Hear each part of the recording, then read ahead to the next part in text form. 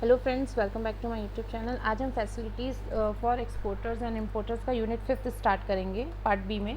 ठीक है, तो इसमें हमने लास्ट टाइम तक आपका पूरा देख लिया था कि कौन कौन से अकाउंट्स होते हैं, EFC account, diamond dollar accounts, और आपका क्या क्या प्रिस्क्राइब्ड मेथड्स होते हैं, कैसे आप करते हो, इंपोर्टर एक्सपोर्टर्स कैसे फैसिलिटीज़ लेते हैं। ठीक है, आज हम स्टार्ट करेंगे एक्सपोर्ट फाइनेंस। एक्सपोर्ट फाइनेंस में क्या होता है ना आपका, जैसे आप इसमें हम समझेंगे कि जैसे आपके पास आपको एक्सपोर्ट इंपोर्ट करना है। ठीक है, बहुत से ऐसा टाइम आता है कि जैसे फ़ंड्स की ज़रूरत पड़ती है पार्ट एक्सपोर्टर्स को या इंपोर्टर्स को, तो वो कैसे अपना एक्सपोर्ट करने के लिए फ़ंड्स लेंगे, कहाँ से फ़ंड्स को लेंगे। तो ऑब्वियसली चीज़ें बैंक से हम फाइनेंस करते हैं। तो जो आपका टाइप्स होते हैं, किस टाइप से आपको मिलता है, उन लोन्स को हम क्या कहते हैं, हम ये सब इसमें देखेंगे। ठीक है, तो जैसे कि आपका अगर आप जैसे मैन्युफैक्चरिंग कर रहे हैं या फिर आपका पैकिंग स्टेज में है, शिपमेंट करना है, अभी इस कंडीशन में है। ठीक है, मतलब आपका अभी शिपमेंट नहीं हुआ है, अभी आपको शिपमेंट करनी है, अभी आप मैन्युफैक्चरिंग प्रोसेस में हैं, या फिर आप रॉ मटेरियल कलेक्ट कर रहे हो, या फिर आपका अभी पैकेजिंग हो रही है। ठीक है, शिपमेंट मतलब शिपमेंट तक के लिए, शिपमेंट करने तक के लिए जो वो आपका होता है उसको हम बोलते हैं प्री शिपमेंट। ठीक है, pre shipment finance, pre shipment finance loan, PCL बोलते हैं, PCL। ठीक है, ये नाम आपको याद रखना है क्योंकि आपको इतना पूरा पेपर में कभी कभी लिख के दे देते हैं ये pre shipment finance loan, and ये आपको डायरेक्ट PCL भी लिख के दे सकते हैं। ठीक है, तो दोनों चीज़ें रहती हैं।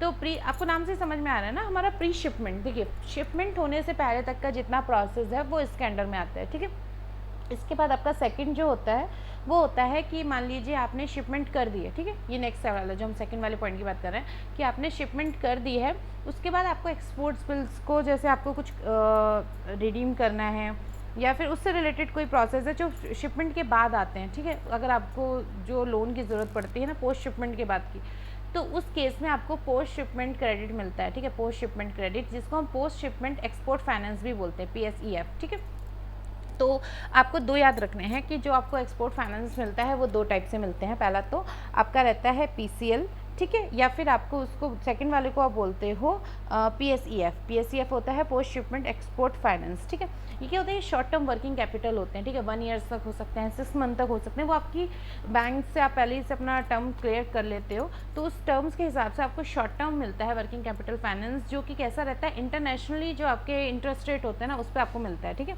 और ये जो आप होता है ना ये जो एक्सपोर्ट फाइनेंस होता है, ये आपको इंडियन रुपये में भी मिल जाता है, एज वेल एज आप फॉरेन करेंसी में भी ले सकते हो। दोनों मतलब जैसे मान लीजिए आपको डॉलर में चाहिए है, पाउंड्स में चाहिए, तो जो भी करेंसी में आपको चाहिए ना उस करेंसी में अवेल हो जाता है। ठीक है, अब इसके बाद चलिए नेक्स्ट वीडियो पे चलते हैं। नेक्स्ट आपका जो स्लाइड है वो है हमारा प्री शिपमेंट फाइनेंस। अब देखिए, प्री शिपमेंट फाइनेंस और पोस्ट शिपमेंट फाइनेंस में भी डिफरेंट टाइप्स होते हैं। ठीक है, तो आपका जो प्री शिपमेंट फाइनेंस है वो दो टाइप से होता है। एक तो आपका होता है पैकिंग क्रेडिट, EPC और PCL। सेकंड होता है आपका advance against government receivables, duty drawbacks etcetera. ठीक है, मैंने आपके इसके आगे स्लाइड्स दिए हुए हैं डिटेल्स में, तो हम उसमें भी पढ़ते चलेंगे। ठीक है, बाकी है आपका सेकंड आपका आता है post shipment finance. Post shipment finance आपको कैसे मिलता है, एक्सपोर्ट बिल्स हो सकते हैं, परचेज कर रहे हो, डिस्काउंट कर रहे हो, नेगोशिएट कर रहे हो। ठीक है, फिर आपको अगर चाहिए कि आपने बिल कनेक्शन के लिए भेजना है, उसके लिए उसके अगेंस्ट में अगर एडवांस चाहिए, फिर आपका कंसाइनमेंट बेसिस पे है तो उसके अगेंस्ट में अगर आपको एडवांस चाहिए। नेक्स्ट है आपका अनड्रॉन बैलेंस। ठीक है, आपको जो अनड्रॉन बैलेंस है, अभी तक आपने जो बैलेंस ड्रॉ नहीं किया है, अगर उसके अगेंस्ट में एडवांस चाहिए, जैसे मान लीजिए आपका बिल को नेगोशिएट होने में टाइम, मतलब आप अगर बिल को अभी डिस्काउंट करवा रहे हो तो पता लगे, अगर उसको नेगोशिएट होने में टाइम है तो आप क्या करोगे, आपको कुछ अनड्रॉन बैलेंस है उसमें आपको चाहिए, तो उसके लिए होता है। फिर एडवांस अगेन ड्यूटी ड्रॉबैक्स है। ठीक है, तो ये सब मैं आपको डिटेल्स में आगे एक एक स्लाइड के थ्रू करा देंगे, जल्दी जल्दी करेंगे, ज़्यादा टाइम नहीं लगाएंगे इनमें। ठीक है, अब देखिए स्टार्ट करते हैं pre shipment finance. Pre shipment finance में आपका क्या होता है, जैसे हमने पहली बात कर ली थी, आपका रॉ मटेरियल कलेक्ट कर रहे हो, मैन्युफैक्चरिंग कर रहे हो, मतलब आपका शिपमेंट होने से पहले का जो है, तो उसके लिए ये होता है। ठीक है, तो इसमें क्या होता है ना, जो आपके कुछ गाइडलाइंस होते हैं, देखिए बहुत सारी गाइडलाइंस है, वही चीज़ है जो बैंक्स का अपना, देखिए RBI की गाइडलाइंस हैं, फिर जो आपका फॉरेन से रिलेटेड जो भी वहाँ की ऑर्गेनाइजेशंस हैं उनकी गाइडलाइंस होते हैं, फिर बैंक के अपना थोड़ा प्री डिफाइंड गाइडलाइंस होते हैं। तो गाइडलाइंस तो बहुत ज़्यादा होते हैं, हम मेन देख लेंगे। ठीक है, कि पेपर में तो इतना ज़्यादा डीप तो नहीं जाएगा, इससे ज़्यादा से ज़्यादा आपके थोड़ा बहुत थ्योरी आती है, बाकी केस स्टडीज़ आते हैं। ठीक है, तो आपका कौन कौन सा गाइडलाइंस होता है ये देखिए, ये जो है ना ये तो सब में चाहिए ना KYC, तो आपको ये पता है कि जो KYC है ये मस्ट है। ठीक है, तो KYC कंप्लायंस होना चाहिए।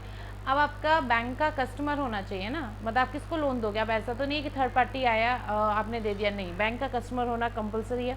फिर IEC नंबर होना चाहिए। ठीक है, जो IEC नंबर आपको पता है ना क्या होता है, इम्पोर्ट एक्सपोर्ट कोड होते हैं, ठीक है ना, इम्पोर्ट एक्सपोर्ट कोड।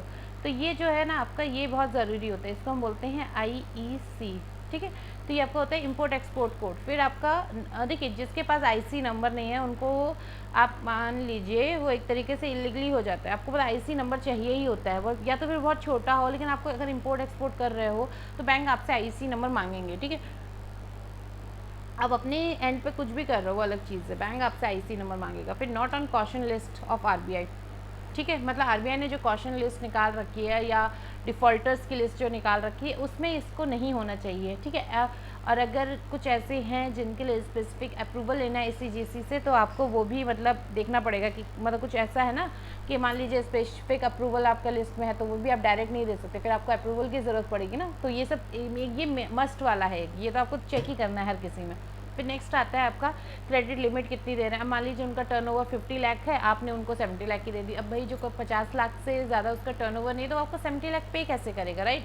तो आपको एक्सपोर्ट क्रेडिट लिमिट जो है ना उनकी उतनी ही देनी है जिनका उनका एक्सपेक्टेड टर्नओवर है, उसमें भी आप मार्जिन लेके करते हो डायरेक्ट। बहुत पुराना कस्टमर है, बहुत सालों से आपके साथ कर रहा है, ट्रैक रिकॉर्ड बहुत अच्छा है, तब आप थोड़ा सा उसको जो है मतलब अप्रूवल के बाद आपका जो बोर्ड ऑफ डायरेक्टर्स हैं या फिर आपका जो भी ऑफिशियल जितना जिस लेवल पे आपका अप्रूव्ड होता है उस अप्रूवल के बाद ही आप उनके उस मार्जिन के को भी डिडक्ट माइनस कर सकते हो, लेकिन एक पर्टिकुलर मार्जिन रहता है, ठीक है। उसके बाद है आपका क्वांटम फाइनेंस कितना हो रहा है, मतलब FOB वैल्यूज़ जो है कॉन्ट्रैक्ट की LC में, ठीक है। उससे अब मान लीजिए आपका जो उसने अपने LC के बेसिस पे आपसे एडवांस लिया, ठीक है। अब एडवांस LC में आपका जो एडवांस लिखा है वो कुछ और है और आपने उससे ज़्यादा दे दिया, तो आपको उससे ज़्यादा कैसे मिलेगा। अगर बाई चांस कोई डिफ़ॉल्ट होता है, कुछ भी होता है, तो आपको तो LC की वैल्यू मिलनी है ना। तो वो चीज़ आपको देखना है कि आपका जो डोमेस्टिक ऑफ गुड्स हैं वो मतलब प्रॉफिट मार्जिन निकालने के बाद उससे कम ना हो जाए, मतलब उससे कम जो होता है, sorry, domestic value of good होता है या फिर आपका जो FOB वैल्यू होती है कॉन्ट्रैक्ट ऑफ LC की, उसमें जो भी सबसे ज़्यादा कम होता है उसके बेसिस पे क्रेडिट देते हो, ठीक है ना। इसके बाद आपका आता है कि आपका जो LC है किस बेसिस पे है, अगर ठीक है, मतलब किस बेसिस पे है, तो आपका FOB वैल्यू जो होता है ना उसमें 13 to 14% आप डिडक्ट कर लेते हो, उसके बाद देते हो। अगर जैसे हमने अभी आपने प्रीवियस जो आपने वीडियोस देखे होंगे तो उसमें हमने आपको किफ FOBs और ये सब पढ़ाया था ना। तो जो ये टर्म्स होते हैं इनमें जो अगर आप किस बेसिस पे दे रहे हो, ठीक है, कैरियर इंश्योरेंस राइट किस पे बेसिस पे, तो आपका जो FOB वैल्यू होता है ना वो उसमें से आपका 13 to 14% डिडक्ट करके ही आपको वो मिलता है, ठीक, क्रेडिट मिलता है। और अगर यही चीज़ आपकी आपका जो है ना वो C और के उस पे बेसिस पे हो रहा है, ठीक है। मान लीजिए आप जो गिफ्ट वैल्यू उसको डिस्पैच कर रहे हो C के बेसिस पे, ठीक है। ये जो रहता है ना, सॉरी, ये 13 to 14% जो रहता है ना, मतलब इसका बात कर रहे हैं हम। 13 to 14% अगर गिफ्ट में आप C के थ्रू कर रहे हो, ठीक है, C समुद्र के थ्रू अगर आप ट्रांसपोर्ट कर रहे हो तब आपका रहता है 13 to 14% का डिडक्शन। लेकिन अगर यही चीज़ आप एयर के थ्रू कर रहे हो तो आपका कितना रहता है, 25% डिडक्शन रहता है, ठीक है। मतलब 25% डिडक्ट करने के बाद आपका जो होता है उसके हिसाब से क्रेडिट देते हैं। ये देखिए यहाँ पे लिखा भी है, ये देखिए 25% इफ़ द एयर के थ्रू हो रहा है डिस्पैच, ठीक है ना। तो आपका रहता है, अगर मतलब ये लाइन थोड़ा सा इधर आ गई इसी चक्कर में मैंने, चलो कोई मैंने पीछे आपको बता दिया कि देखिए अगर किफ की वैल्यू का जो आपका रहता है वो 13 to 14% रहता है अगर सी के थ्रू है, ठीक है। और अगर एयर के थ्रू है तो आपका कितना रहता है, 25%, ठीक है। तो ये चीज़ आपको ध्यान रखनी है, ठीक है। इसके बाद आपका आता है टोटल पीरियड PCL का कितना है। अब जैसे मैंने बोला था एक टर्म के अकॉर्डिंगली होता है। शॉर्ट टर्म मैंने क्यों बोला था, इसलिए तो मैंने बोला था कि ये शॉर्ट टर्म्स होते हैं। शॉर्ट टर्म का मतलब ही है ना कि कम टाइम पीरियड के लिए, देखिए 180 डेज से ज़्यादा एक्सीड नहीं कर सकता PCL का पीरियड, ठीक है ना। ये आपको ध्यान रखना है। अब ये चीज़ आपके पेपर में आ सकती है, ये चीज़ PCL should not exceed more than 180 days, ठीक है। ये एक जो है आपका इंपॉर्टेंट है, ठीक है। अब पर्टिकुलर आपका बढ़ सकता है लेकिन आपको प्रायर परमिशंस चाहिए होते हैं, कुछ ऐसे रीजंस होते हैं जिसकी वजह से नहीं हो पाता है, तो वो अलग केस है, वो आपको बैंक अपना वो देता है, ठीक है। तो कौन कौन से होते हैं, 180 डेज से आपका 360 डेज तक हो सकता है, 360 डेज से ज़्यादा नहीं जाता है, ठीक है। फिर क्या होता है, 360 डेज के बाद जो आपका कंसेशनल ROI आपका चल रहा होता है वो बंद हो जाता है, ठीक है। इसके बाद आपका जो कंसेशनल ROI के बाद का जो ROI होता है वो लगने लगता है, ठीक है। कुछ कंडीशंस ऐसे होते हैं ना, वो तो देंगे ही ना, तो वो चीज़ रहती है, ठीक है। इसके बाद आपका आता है ROI link to MCLR for all commercial advances including exports, ठीक है। अब क्या होता है ना, ROI जो होता है ना वो MCLR से लिंक्ड होता है, ठीक है। जितने भी आपके कमर्शियल एडवांसेस आप दे रहे हो एक्सपोर्ट्स के लिए उसके केसेस में, ठीक है। MCLR की फुल फॉर्म क्या होती है, marginal cost of fund based lending rate, ठीक है ना, ध्यान रखिएगा ये फुल फॉर्म्स आ जाती हैं तो अभी आपको पता होना चाहिए। मार्जिनल, मैं लिख देती हूँ एक बार, marginal cost of funds based lending rate, ठीक है। ये आपकी फुल फॉर्म होती है MCLR की, ये बेस्ड ऑन फंड एक साथ हो गया, कोई बात नहीं, ठीक है। चलिए नेक्स्ट स्लाइड पे चलते हैं। अब पोस्ट सेक्शन पे आते हैं, ठीक है। हमने प्री सेक्शन में बात कर ली, ये भी हम सारा प्री शिपमेंट के अंदर ही बात कर रहे हैं, ठीक है। अब पोस्ट सेक्शन क्या होता है, अगर किसी ने अपना जो है अवेल नहीं किया है PCL तो वो इसके लिए कर सकता है अप्लाई, ठीक है, पोस्ट सैंक्शन के लिए। अब इसके बाद क्या होता है, bank call for credit report on the foreign buyers, ठीक है। अब जो आपका क्रेडिट रिपोर्ट तो बैंक ले गई, ठीक है ना, उसको चेक करना होता है, सब कुछ स्टेटस रिपोर्ट्स देखनी होती हैं कि आपका कैसा, आपका ट्रैक रिकॉर्ड कैसा है, ठीक है ना। फिर उसके बाद आपके स्टेटमेंट सबमिट्स होते हैं कि जिसके बेसिस पे PCL आपको जो है ना अलाउड हुआ होगा। अब इसके बाद आप डिसबर्सिंग कैसे कर रहे हो आपको ECG को बताना पड़ता है, और जैसे ही आपको सैंक्शन होता है, ठीक है, ये चीज़ जो आपको लोन ये सैंक्शन होता है उसके 30 डेज़ में आपको डिस्पैच करना होता है, मतलब डिसबर्स करना होता है सैंक्शन के बाद, ठीक है ना। तो ये आपका आता है पोस्ट सैंक्शन के अंडर में आता है। इसमें देखिए पेपर में, बुक में आपको बहुत ज़्यादा दे रखे हैं, आई थिंक 10 to 15 पॉइंट्स दे रखे हैं। पेपर में इतना नहीं आता इसलिए मैंने इतना नहीं किया, अगर मैं ये स्लाइड नहीं भी बनाती तो भी चल जाता, बस मैंने 30 डेज़ का बताना था कि आपका जब डिसबर्स हो जाता है तो उसके 30 डेज़ में आप, मतलब सॉरी सैंक्शन हो जाता है तो उसके 30 डेज़ में आपको डिसबर्स करना होता है, ठीक है। ये मेन एक लाइन है, बाकी इसमें कोई इतना इंपॉर्टेंट नहीं है। अब हम आगे देख लेते हैं, अब हम मेन चलते हैं पोस्ट शिपमेंट फाइनेंस में, ठीक है। पोस्ट शिपमेंट, एक चीज़ और ध्यान रखिएगा, आपका रनिंग अकाउंट फैसिलिटी जो होती है उसको हम कैसे बोलते हैं ना, रनिंग अकाउंट फैसिलिटी आपका वो होता है, जैसे कि मान लीजिए आपने ऑथराइज़ कर रखा है प्री शिपमेंट के लिए, ठीक है, तो आपको कुछ करना नहीं होता है। आपका फैसिलिटीज़ जो होती है रनिंग अकाउंट फैसिलिटी में क्या होता है, एक्सपोर्टर्स जो है ना बैंक का सेटिस्फैक्शन होता है। अब इसमें क्या होता है, एक्सपोर्टर जिनका ट्रैक रिकॉर्ड अच्छा होता है, ठीक है, उनको बहुत ईजिली आपको जो ये लोन्स होते हैं ना ये मिल जाते हैं, जो क्रेडिट एडवांस होता है, पैकिंग क्रेडिट एडवांस बहुत इजीली मिल जाता है, तो अब उसको रनिंग अकाउंट बोलते हैं, जो हमेशा चलते रहते हैं, उनका ट्रैक रिकॉर्ड बहुत अच्छा है, बहुत अच्छा बिजनेस है, हर साल टर्नओवर अच्छा आता है, तो इनको हम रनिंग अकाउंट्स में कंसिडर करके उनको ईजिली, मतलब जैसे बाकी सबसे आप बहुत ज़्यादा डॉक्यूमेंटेशन करते हो बहुत, क्योंकि देखिए एक्सपोर्ट्स के केस में ना बाहर से फॉरेन कंट्रीज से वो हो रहा है तो आपको बहुत प्रिकॉशंस लेने पड़ते हैं, ठीक है, तो इसलिए हम ऐसे रनिंग अकाउंट्स को भी माइंड में रखते हैं ताकि हमारा भी टाइम बचे, ठीक है। इसके बाद हम देखते हैं अब आपका पोस्ट शिपमेंट फाइनेंस क्या होता है। पोस्ट शिपमेंट फाइनेंस, अब देखिए हमारा इस प्री शिपमेंट हो गया जब पैकिंग वगैरह से शिपमेंट से रिलेटेड, अब शिपमेंट हो गया है, ठीक है। अब हमें क्या होता है, जो हमारे एक्सपोर्ट डॉक्यूमेंट्स होते हैं वो सेंड करने होते हैं, इन्वॉल्व जो भी है हैंडलिंग करने के लिए वो हम सेंड करते हैं डॉक्यूमेंट्स को, किसमें, फॉरेन बैंक्स के लिए, या वहाँ से कलेक्ट कर रहे हैं तो उस सब में भी किसी किसी को ज़रूरत होती है कि उनको एडवांस चाहिए है, वो मतलब नहीं कर पा रहे हैं, उनके पास इतना नहीं है कि बिल भेज पाए या जो भी है, तो उस केस में क्या होता है ना, आप पोस्ट शिपमेंट फाइनेंस कराते हो, ठीक है। पोस्ट शिपमेंट में क्या होता है, आपका जैसे आपकी बहुत सी चीज़ें रहती हैं, अगर आपका ADS सॉफ्टवेक्स है, ठीक है, आप AD के पास सबमिट करते हो कितने में, विद इन 21 डेज़, देखो ये लिखा भी है मैंने यहाँ पे, विद इन 21 डेज़ के अंदर आप EDF और सॉफ्टवेक्स जो होता है ना, शिपिंग डॉक्यूमेंट्स फॉर्म्स होते हैं वो सबमिट कर देते हो, जैसे ही आपकी शिपिंग होती है उसके 21 डेज़ के अंडर में, ठीक है। अब इसके बाद क्या होता है, अगर कुछ शिपमेंट के बाद डिले हुआ है तो अगर ऐसा, वो किस केस में अलाउड होता है, जब आपका पावर से बाहर की चीज़ होती है, कुछ ऐसी कंडीशंस आ जाती हैं जिसकी वजह से आप 21 डेज़ में सबमिट नहीं कर पाए हो, तो वो आपको बताना पड़ेगा ना कि किस वजह से, अगर वो ऐसे जेन्युइन केस हुआ तो ठीक है, थोड़ा आपको अप्रूवल मिल जाता है आगे डिले करने के लिए, ठीक है। और राइटिंग में इसके लिए आपको देना पड़ता है ADs ब्रांचेस को, वो आगे रिप्रेजेंट करते हैं इसको, ठीक है। इसके बाद आपका होता है कि जैसे आपको, आपका ये है, ठीक है, पोस्ट शिपमेंट जो फाइनेंस है इसमें आप क्या करते हो, रुपये में फाइनेंस अगर हो रहा है तो आपको जो बिल परचेज़ किए हैं, डिस्काउंट किए हैं, नेगोशिएट किए हैं, वो क्या करता है, बैंक आपसे अप्रोप्रिएट बिल बाइंग रेट में आपको नेगोशिएट कर देता है। कौन सा रहता है आपका, हमेशा ध्यान रखिएगा, बिल बाइंग रेट पे देता है बैंक आपको, ठीक है। उसके बाद क्या होता है, इसमें आपका ये भी ध्यान रखना पड़ता है कि टेनोर कितना है, नोशनल ड्यू डेट कितनी है बिल की, तो उस सब के बेसिस पे आपको बिल बाइंग रेट पे बैंक आपसे नेगोशिएट कर लेता है, परचेज कर लेता है, क्या, आपके एक्सपोर्ट्स जो ये फाइनेंस आपके जो बिल हैं वो, ठीक है। और जो आपका रेट रहता है, रेट ऑफ इंटरेस्ट, वो आपका जो आरबीआई की गाइडलाइंस होती हैं, ब्रॉड गाइडलाइंस होते हैं खूब ज़्यादा, तो उसमें ही जो फिक्स होता है ना, उसी के बेसिस पे होता है।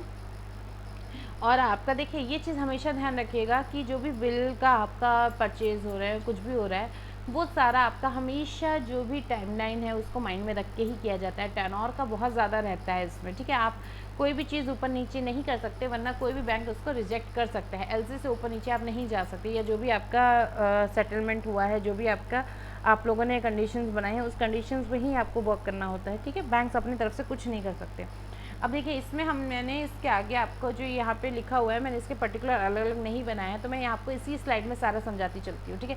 तो आपका जो पहला दे रखा है ये वाला, वो दे रखा है export bills purchase and discounted, ठीक है। इसमें क्या होता है, अगर आपका साइड बेसिस पे है तो साइड बेसिस में क्या होगा, जैसे ही आपको मिलता है अगेंस्ट उनकी पेमेंट करनी है, ठीक है। मतलब अगर आपका बिल ड्रॉन हुआ है साइड बेसिस पे, तो साइड से क्या हो रहा है कि जैसे आपके साइड पे आएगा, आपको उसका पेमेंट करना है डॉक्यूमेंट्स का, ठीक है। जैसे मान लीजिए शिपमेंट हुआ, पार्टी ने पे रिप्रेजेंट उसको भेज दिया, जो भी बैंक था, फॉरेन बैंक था, या जहाँ पे भी कलेक्ट होना था वहाँ पे भेज दिया।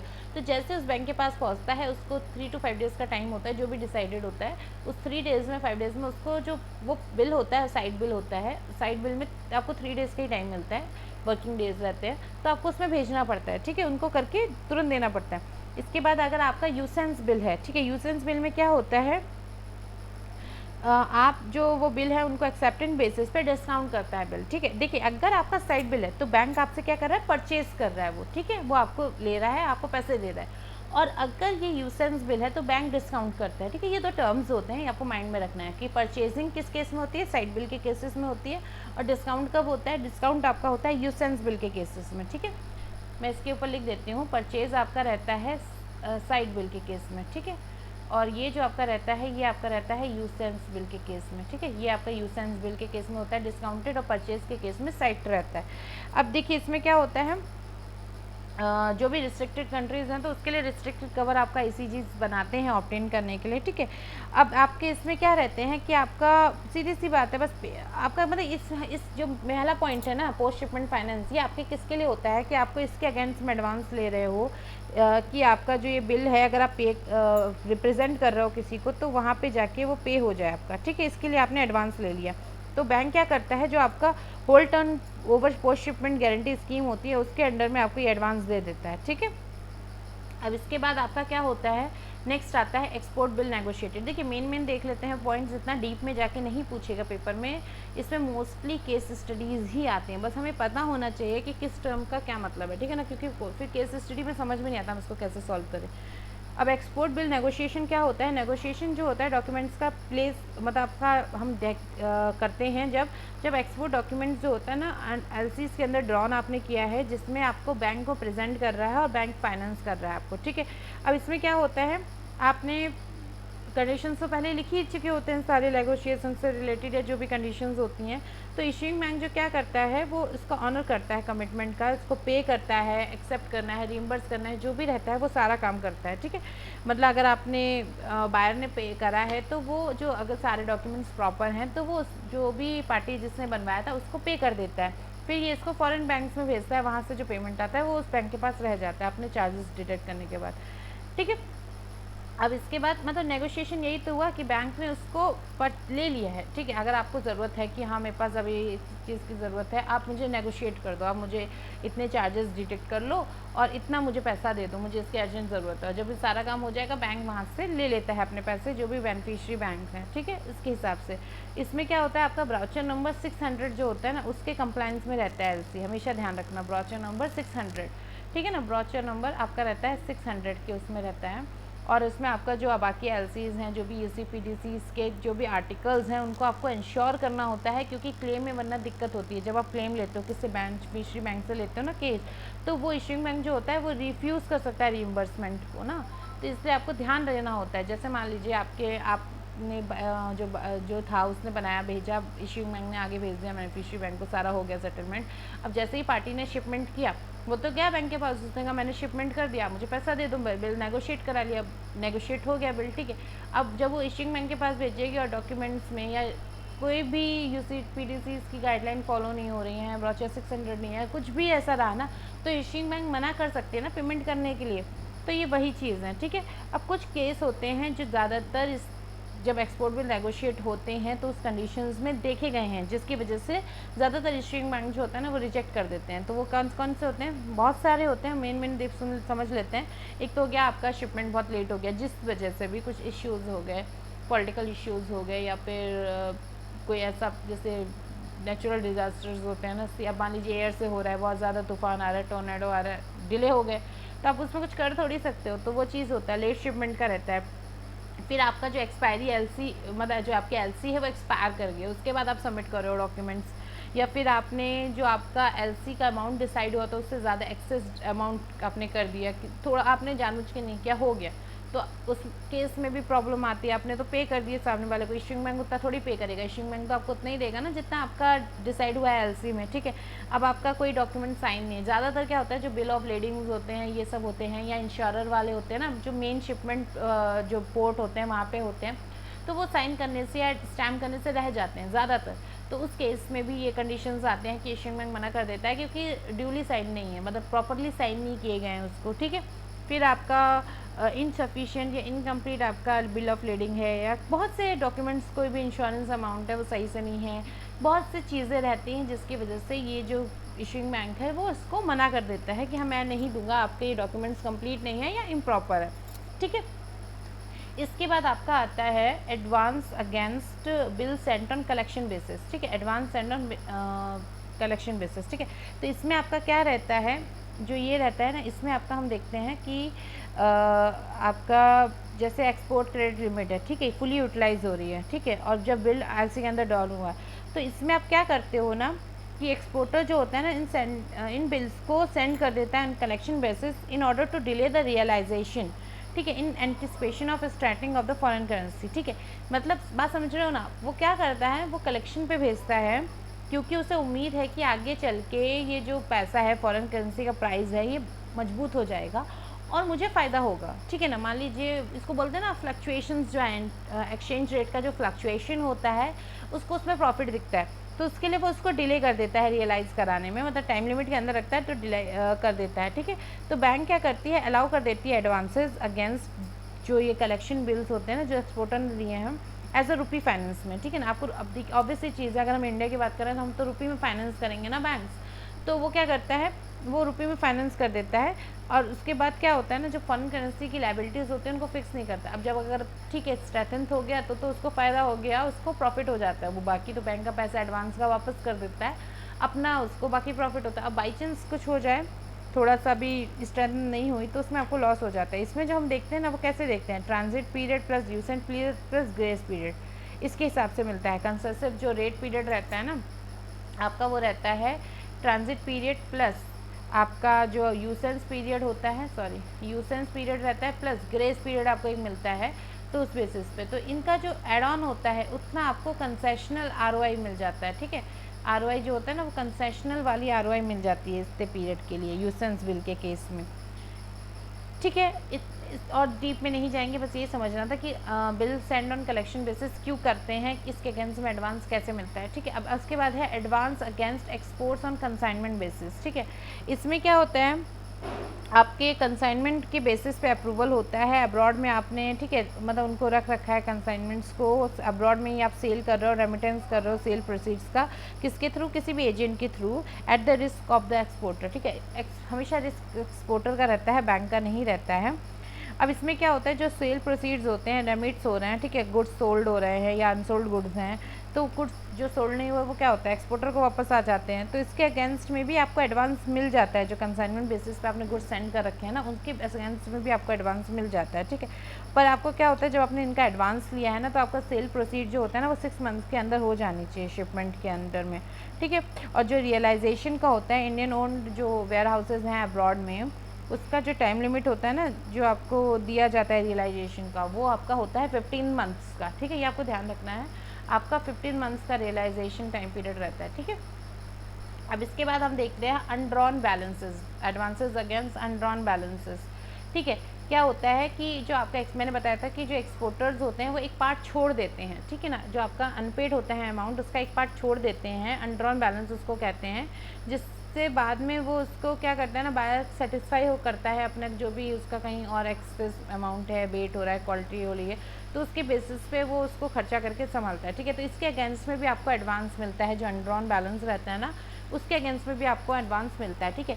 और इसमें जो कंसेसिव रेट ऑफ इंटरेस्ट रहता है ना वो कितने दिन के लिए रखता है, 90 डेज़ के लिए, ठीक है। एक तो देखिए आपको केवल इन जो पूरे ये जो टाइप्स हैं इनमें दो चीज़ें समझनी है कि ये चीज़ है ये क्या है जिसके अगेंस्ट में आपको एडवांस मिल रहा है। एडवांस मिलने की प्रोसेस सबकी सेम है, इसलिए मैं उसमें नहीं जा रही हूँ। अब कंसाइनमेंट बेसिस क्या होता है ये मैंने आपको बता दिया, उसके अगेंस्ट में एडवांस, बैंक की गाइडलाइंस सेम है, डॉक्यूमेंट्स थोड़े बहुत चेंज हो जाते हैं, वो आपसे पेपर में नहीं पूछा जाएगा। आपको टाइम पीरियड का ध्यान रखना है, इसमें जैसे आपका रियलाइजेशन जो होता है 15 मंथ्स का रहता है, ठीक है। इसमें आपका जो कंसेशनल ROI होता है वो 9 मंथ्स का रहता है, ठीक है, 90 डेज़ का, सॉरी 90 डेज़ का रहता है। अब असाइनमेंट अगेंस्ट ड्यूटी ड्रॉबैक, ठीक है, एडवांसेस अगेंस्ट जो ड्यूटी ड्रॉक, मैं एक बार इसको क्लियर कर लेती हूँ। एडवांसेस अगेंस्ट जो आपका ड्यूटी ड्रॉबैक होता है ना, इसमें क्या होता है आपका कि कुछ कमोडिटीज़ होती हैं जिसमें आपको क्या होता है ना कि डोमेस्टिक कॉस्ट ऑफ प्रोडक्शन जो होता है ना वो हायर होता है कंपेयर टू इंटरनेशनल प्राइसेस जो हैं, ठीक है। अब कुछ चीज़ें हो गई ना, आपका डोमेस्टिक में आपको उसमें बाहर से सामान मंगाया और सब करा, तो आपका जो प्रोसेस हुआ ना मैन्युफैक्चरिंग का, ये जो भी प्रोसेस हुआ बनाने का बहुत ज़्यादा हो गया। अब जो आपका इंटरनेशनल प्राइसेस है तो उसमें क्या होता है, उनको गवर्नमेंट का सपोर्ट चाहिए होता है ओवरसीज़ मार्केट में बेचने के लिए, जो एक्सपोर्टर्स होते हैं उनको, ठीक है। अब गवर्नमेंट ऑफ इंडिया जो होती है ना वो कुछ क्या करती हैं, ऐसी जो होती हैं, ऐसे जो एक्सपोर्टर्स होते हैं उसको इंसेंटिव्स प्रोवाइड करते हैं under the export promotion scheme, ठीक है ना। अब इसके साथ आपका रहता है, अब इसके बाद क्या होता है ना आपका बहुत से केसेस होते हैं,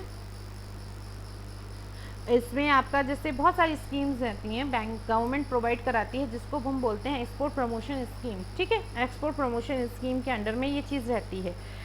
अब इस बाकी इसमें कोई इतना है नहीं इंपॉर्टेंट, बस मैंने आपको बता दिया कि क्या चीज़ होती है क्या नहीं होती है, ड्यूटी ड्रॉबैक्स वाला क्या रहता है, ठीक है। और चलिए अब आगे देखते हैं।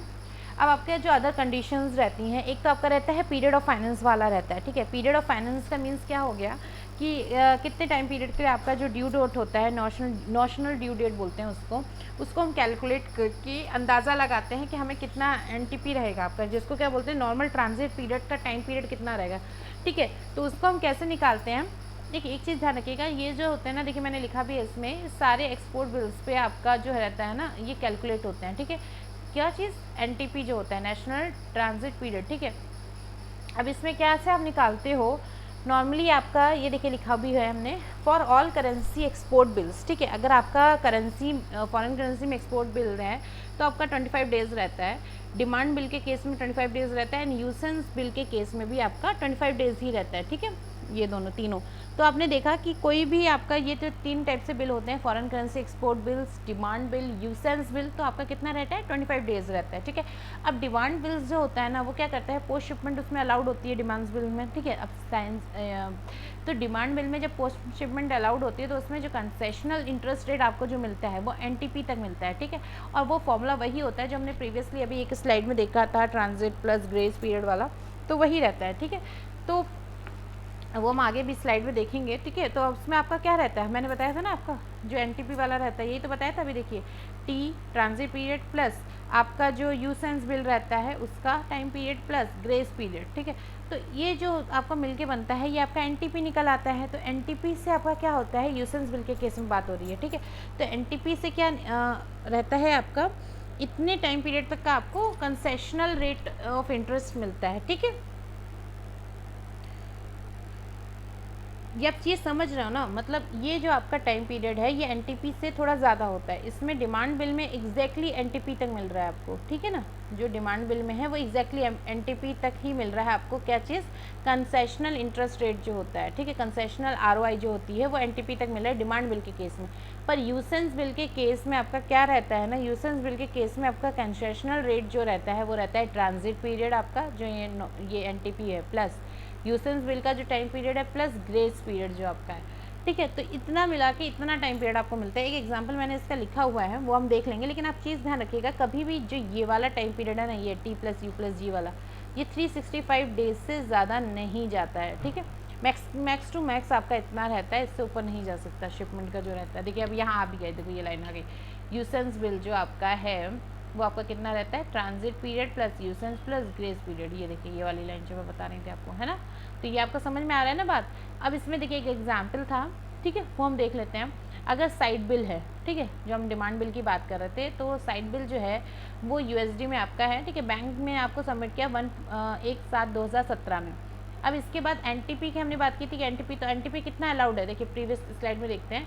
एनटीपी जो आपको अलाउड है यूसेंस वो डिमांड साइड बिल के केस में 25 डेज़ है, ये रहा ना 25 डेज़। तो आपका 25 डेज़ का होता है, ठीक है। तो आपने क्या किया ना, 1 तारीख से 25 डेज़ काउंट किए, तो आपका कितना आया 25/7 इतना। तो आपका जो ये रहेगा ना कंसेशनल आरवाई जो मिलेगा आपको, नॉशनल ड्यू डेट जो आपकी रही वो आपकी रही 25/7/2017, ठीक है। अब आपका वही चीज़ हम यूसेंस बिल के केस में देखेंगे।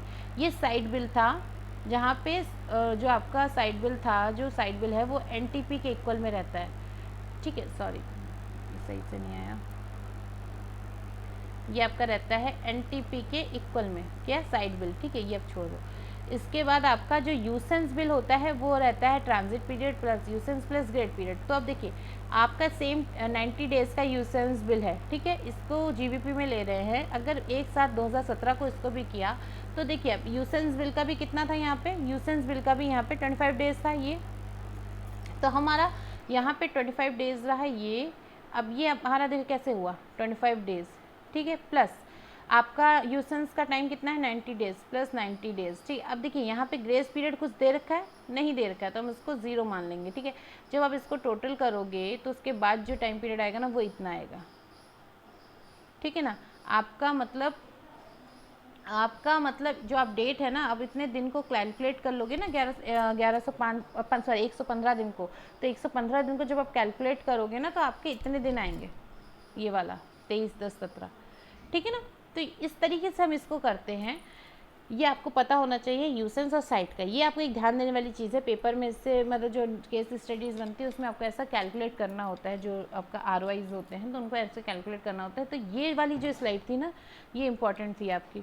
अब नेक्स्ट देखते हैं quantum of finance. Quantum of finance कितना रहता है, इसमें जो बैंक अपना जो क्वांटम ऑफ फाइनेंस के टाइम पे जो आपको पोस्ट शिपमेंट एडवांसेस देता है तो नॉर्मली कोई मार्जिन मेंटेन नहीं करता है अगर एलसीज ड्रॉन है उसके में। लेकिन कभी कभी कुछ बैंक्स जो होते हैं ना उनको क्या लगता है ना कि अपना सिक्योरिटी तो रखना ही है, तो जो बैंक्स ऐसे बैंक्स होते हैं वो मार्जिन अपना रखते हैं 10%, ठीक है, 10% का मार्जिन रखते हैं। बस ये आपको इसमें देखना है, बाकी इसमें कुछ और नहीं जाना है।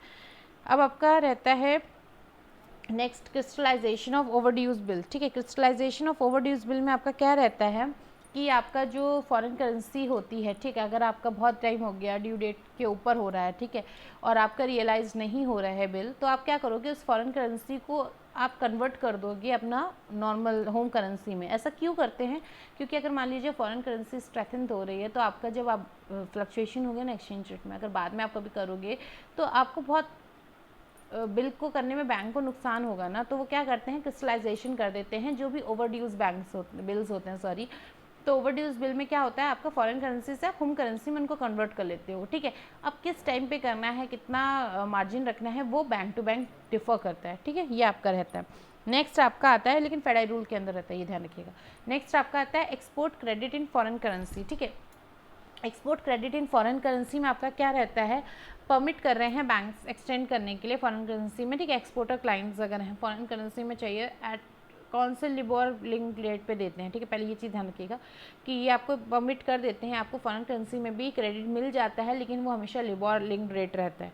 इसके बाद आपका आता है नेक्स्ट देखते हैं, इसके अंदर में दो आते हैं जो एक्सपोर्ट क्रेडिट फॉरेन करेंसी में रहता है। एक तो रहता है पीसीएफसी, दूसरा रहता है आपका ईबीआर। पीसीएफसी की फुल फॉर्म क्या होती है, pre shipment credit in foreign currency, और ईबीआर की होती है एक्सपोर्ट बिल रीडिस्काउंटेड अब्रॉड, ठीक है।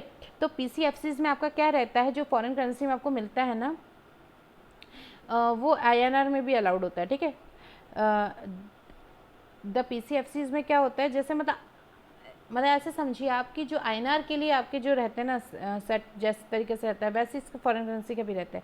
इसमें आपको यूएसडी में मिल जाता है, पीसीएफसीज में, पाउंड स्टर्लिंग में मिल जाता है, यूरो में मिल जाता है, येन में मिल जाता है, ठीक है।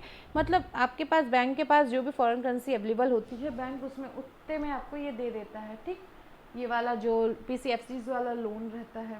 इसके बाद आपका आता है आपका ईबीआर, ठीक है। ईबीआर में आपका क्या रहता है, ईबीआर स्कीम जो होती है वो finance export bill foreign currency में मिलती है, लेकिन ये किसके इक्विवेलेंट में होती है, एफवीपी, एफवीडी, एफवीएन जो अंडर रुपी फाइनेंसिंग होती है ना उसमें, ठीक है। अब आपका इसमें क्या रहता है, आप बैंक्स जो होते हैं ना अपने फंड से अलाउ करते हैं जो उनके पास अपने पास उनके पास जो भी करेंसी होती है उसमें स्वैपिंग के थ्रू बैंकिंग एक्सेप्टेंस फैसिलिटी होती है उसके थ्रू ओवरसीज़ बैंक में आपको करते हैं। अब ऑब्वियसली चीज़ है, अगर कोई बैंक पाउंड में डील नहीं कर रही है तो वो आपको उसका क्रेडिट लिमिट कैसे क्रेडिट फाइनेंस कर सकते हैं ना, तो जो करेंसी उसको अलाउड होती है ना उसी के बेसिस पर वो करता है, ठीक है। बाकी ज़्यादा डीप में नहीं जाना है, इतना ही है, तभी मैंने इस पर ज़्यादा कुछ लिखा भी नहीं है। फिर आपका आता है gold card status for exporters, ठीक है।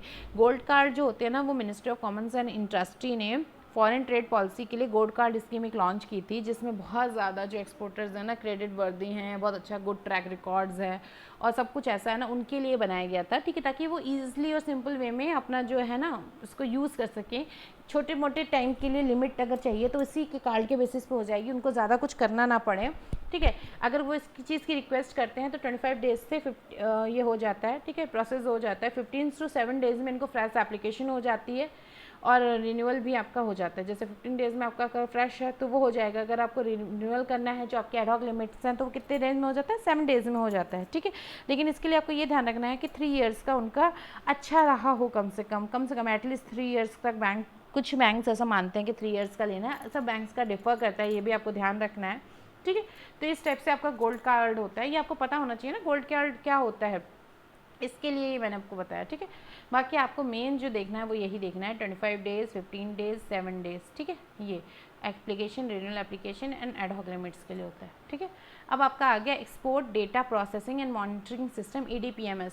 देखिए ये जो हम सब चीज़ें देख रहे हैं ना इसमें आपको मेन आपको फुल फॉर्म्स देखनी है। EDPMS की फुल फॉर्म क्या है, आपका है export data processing and monitoring system, ठीक है।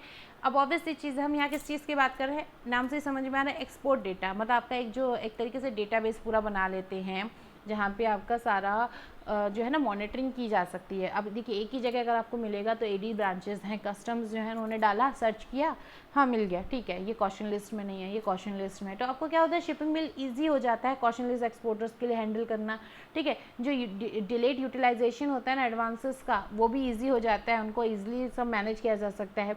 एक्सपोर्ट की जो आउटस्टैंडिंग है वो स्टिपुलेटेड पीरियड जो भी आपका दे रखा है उसके अंदर हो जाता है। बट इससे बहुत ज़्यादा फीचर्स होते हैं, डेली बेसिस में आपको बहुत ज़्यादा आराम मिल जाता है, आपको कॉशन डिकॉशन लिस्ट मिल रही है, आपको ये पता चल रहा है बैंक से किसका क्या कितना का शिपमेंट चल रहा है, क्या कर रहा है, तो डेटा कलेक्ट करने में भी बहुत ज़्यादा आसानी हो जाती है, ठीक है। और इधर से डायरेक्ट रिपोर्ट्स मिल जाती हैं, तो जो रिपोर्ट्स आपको पहले बना के सारी RBI और सब जगह भेजनी पड़ती थी उससे भी आपको बहुत ज़्यादा टाइम बचता है। मैनुअल रिपोर्टिंग से जो आपका ऑनलाइन वाला उसमें शिफ्ट हो गया ना, तो आपको एक डेटाबेस मिल रहा है, आपको हर चीज़ की मैनुअली आपको वो करके नहीं रखनी पड़ रही है, बुकिंग कीपिंग करके नहीं रखनी पड़ रही है ना, तो वो चीज़ों का फ़ायदा मिलता है इसमें, ठीक है। इसके बाद आपका आता है फैक्टरिंग एंड फोरफिटिंग, 2 पॉइंट्स हैं वो हम इसमें समझेंगे। तो फैक्टरिंग क्या होता है ना, इसमें जो एक आपके पास जैसे फाइनेंशियल इंस्टीट्यूट है जो आपका कंटिन्यूइंग मतलब एग्रीमेंट होता है किसके बीच में, एक फाइनेंशियल इंस्टीट्यूट के बीच में और एक बिजनेस कंसर्न के बीच में। अब यहाँ पे जो फाइनेंशियल इंस्टीट्यूट है उसका हम फैक्टर मान रहे हैं, और जो आपका बिजनेस कंसर्न है वो आपका एक्सपोर्टर हो सकता है, सेलर मतलब, ठीक है, जो क्या कर रहा है सेलिंग कर रहा है गुड्स का या सर्विस दे रहा है कस्टमर्स को, ठीक है। तो उसके लिए आप क्या करते हो, ये उसके लिए आपसे मतलब जो बैंक्स होते हैं या जो भी आपका फाइनेंशियल इंस्टीट्यूट है वो आपसे एग्रीमेंट करके आपकी बुक परचेज कर रहा है या आपका डेप्थ एडमिनिस्ट्रेशन कर रहा है, तो बहुत सी ऐसी चीज़ें होती हैं जहाँ पे आपको ज़रूरत होती है, ठीक है। तो मेन फैक्टरिंग के जो पर्पज़ होते हैं ना, एक 2 पार्टी इन्वॉल्व रहती हैं, ठीक है, ये आप समझ गए। इसमें 2 पार्टी कौन कौन सी इन्वॉल्व रहती हैं, एक तो फाइनेंशियल इंस्टीट्यूट और एक आपका जो बिजनेस कंसर्न है जो भी एक्सपोर्टर सेलर है, ठीक है। इसके मेन फंक्शंस क्या होते हैं, परचेज करता है बुक डेप्थ को, जो भी आपकी बुक डेप्थ है उसको परचेज करता है, ठीक है। उसके बाद आपका क्रेडिट कंट्रोल में हेल्प करता है, फिर आपका एडमिनिस्ट्रेशन ऑफ सेल्स लेजर, ठीक है, मतलब आपके जो सेल्स के लेजर्स होते हैं उनको एडमिनिस्ट्रेट करता है, मॉनिटर करता है, ठीक है। तो ये चीज़ है, इसके 3 मेन फंक्शन है, आप बस मेन फंक्शन समझ लो।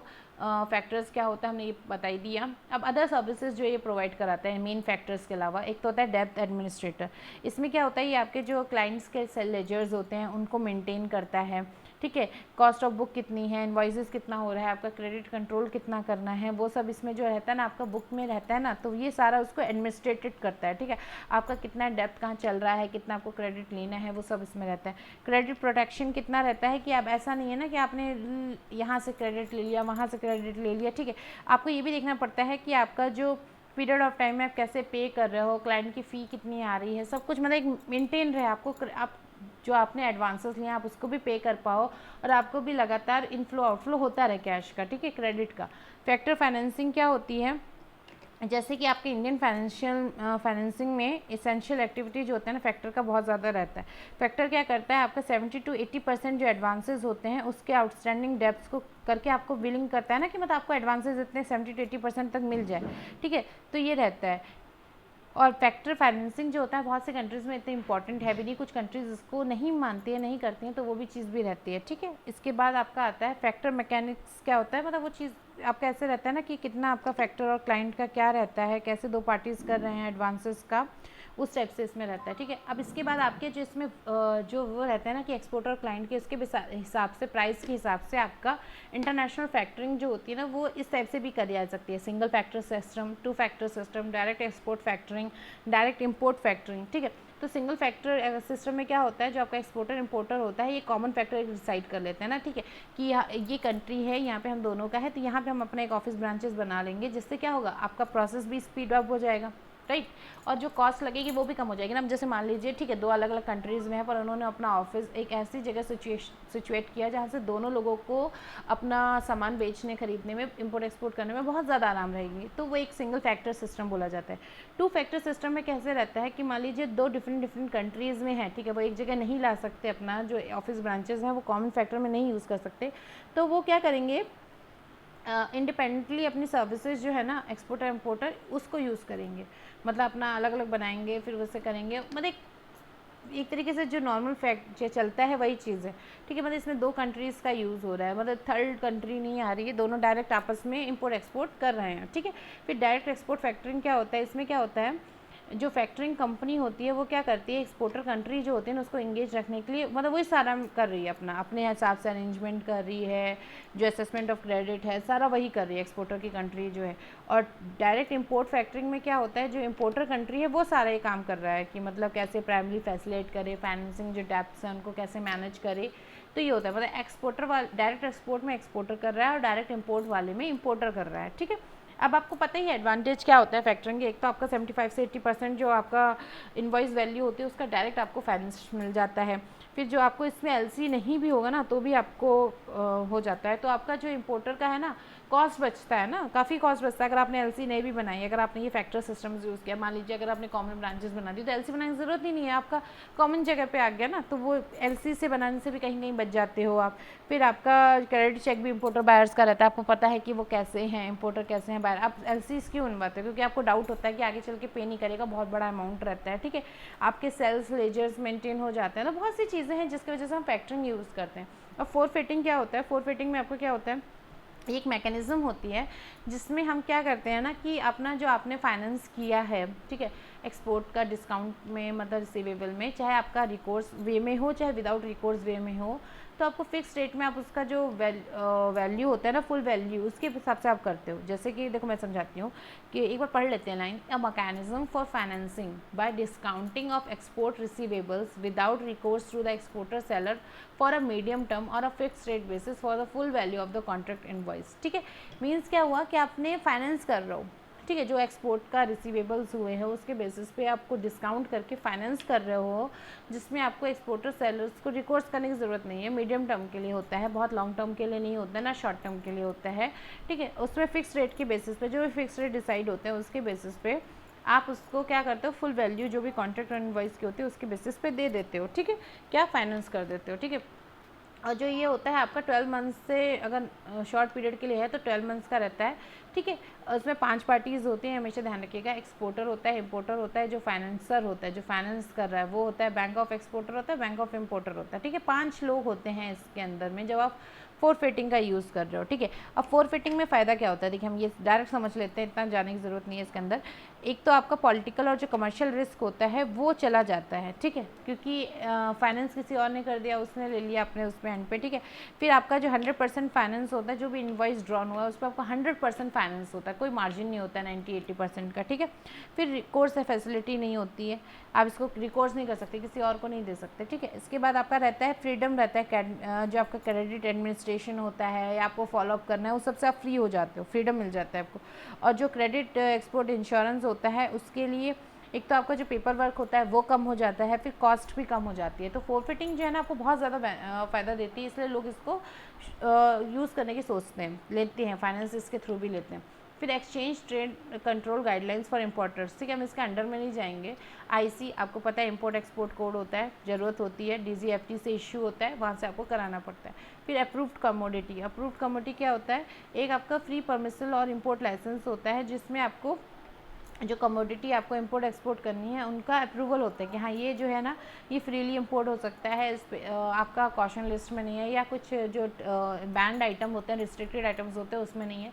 पेमेंट्स फॉर इंपोर्ट्स, ठीक है, अगर क्या है कि किसी ने रेमिटेंस करना है इंपोर्ट्स के लिए तो एप्लीकेशन आरबीआई को देके या जो भी ऑथराइज डीलर है उसको देके अपना रेमिटेंस कर सकता है पेमेंट्स का डायरेक्ट, ठीक है। एप्लीकेंट्स जो होता है ना वो डिटेल ऑफ करेंसी लिखता है, उसमें कितनी वैल्यू ऑफ इंपोर्ट्स हो रही हैं, लाइसेंस नंबर क्या है, ये सब चीज़ें उसको देता है और एडी के थ्रू अपना अप्रूव करा लेता है। फिर आपका रहता है time limit for import payment.